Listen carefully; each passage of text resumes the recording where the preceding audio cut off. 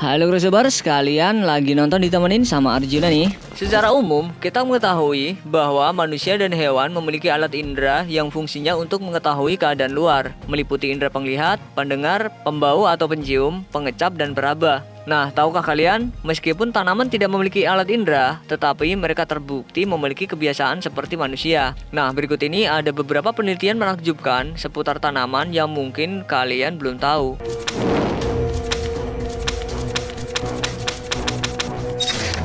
Meski tidak memiliki otak seperti manusia, rupanya tanaman masih bisa memiliki keahlian berhitung.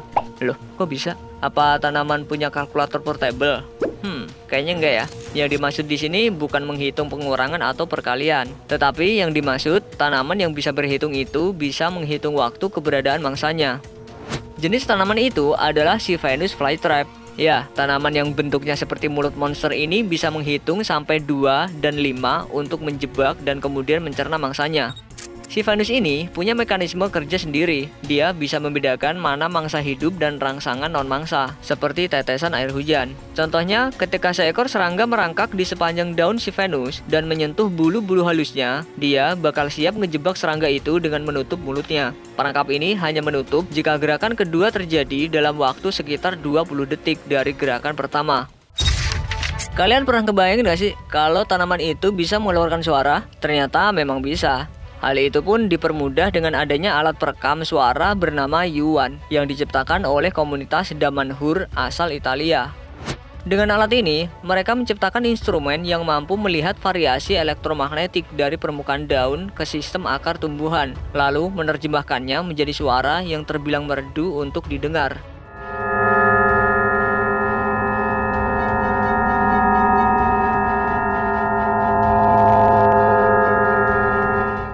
Kalau tahu gini, disuruh ikut ajang pencarian bakat aja kali ya. Di antara kalian ada yang tahu nggak kalau tanaman itu sebenarnya bisa nguping alias mendengar? Memang sih tanaman tidak terlihat memiliki telinga, namun nyatanya tumbuhan bisa mendengar suara di sekitarnya. Dari hasil penelitian, 48 studi mendukung gagasan bahwa tanaman meningkatkan proteksi setelah melihat temannya dirusak oleh hama.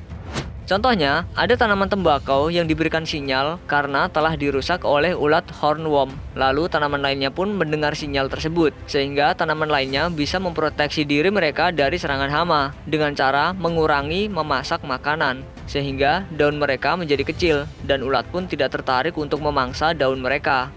Ngupingnya tanaman itu berdampak positif ya, nggak kayak kita manusia yang nguping pembicaraan orang terus sebar fitnah deh. Gak hanya wanita saja yang perasaannya sensitif, tetapi tumbuhan juga loh. Ya, ternyata mereka memiliki perasaan. Bahkan, seorang YouTuber Ron Babcock membuat sebuah eksperimen selama 30 hari untuk membuktikan bahwa tanaman juga memiliki perasaan. Di dalam videonya, terdapat 2 pot tanaman yang awalnya sama-sama terlihat subur.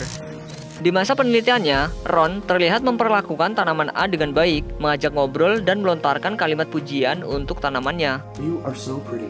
And so beautiful, and you're gonna grow so much because I love you. You're so thirsty? Probably because someone's growing up so fast.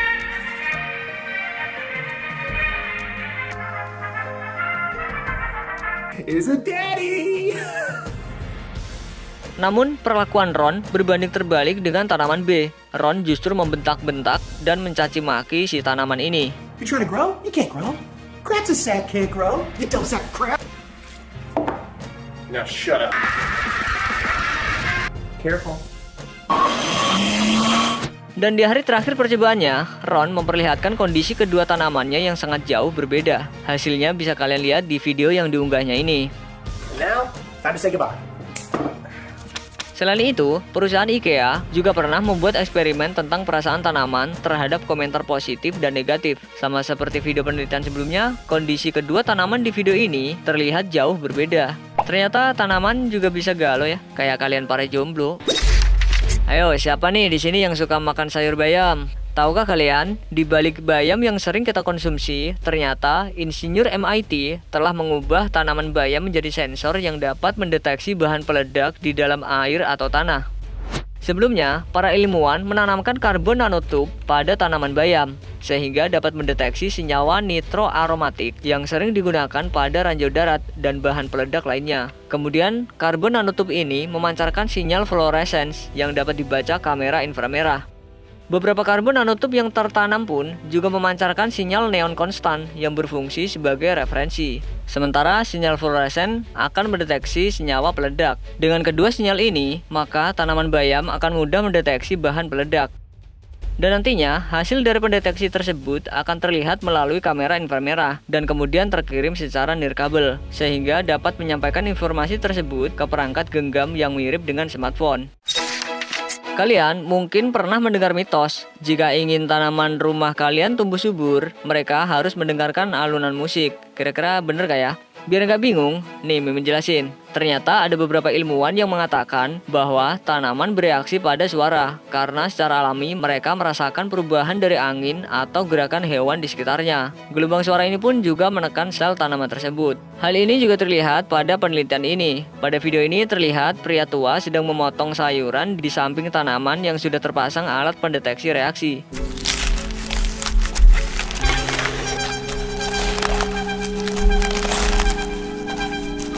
Dan bisa kita lihat monitornya memperlihatkan gelombang elektromagnetik yang terlihat tak beraturan gerakannya dan seolah memberi kesan kalau tanamannya agak depresi.